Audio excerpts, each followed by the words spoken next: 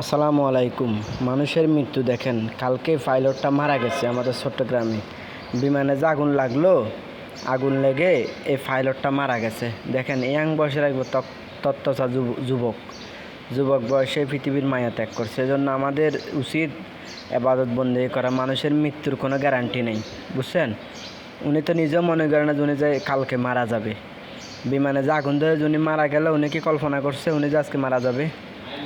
এজন্য ভাই আমরা সবসময় আল্লাহকে স্মরণ করি, বুঝছেন। মৃত্যু যে কখন কার আসে এটা কোনো নেই, বুঝছেন, বোঝার কোনো গতি নেই। এজন্য আমরা যেন সবাই আল্লাহর ইবাদত বন্দেগী করি, বুঝছেন, আল্লাহকে ডাকি। কারণ মৃত্যু যে কোনো মুহূর্তে এসে যাবে, মৃত্যু এসে গেলে সব শেষ, বুঝছেন। এজন্য নামাজ দেওয়া যদি আমরা না পড়ি তাহলে এই কালো শেষ, ওই কালো শেষ। মৃত্যু এমন একটা জিনিস, এজন্য সবসময় মৃত্যুকে স্মরণ করতে হবে, আল্লাহকে স্মরণ করতে হবে, বুঝছেন। কারণ মৃত্যু যে কোনো মুহূর্তে আসতে পারে মানুষের। এই জন্য সবসময় যেন আমরা আল্লাহকে স্মরণ করি, বুঝছেন। মৃত্যু যেন আল্লাহ ভালোভাবে দেয়, বুঝছেন। আল্লাহ যেন মৃত্যুর যেন আল্লাহ জান্নাত দেয়।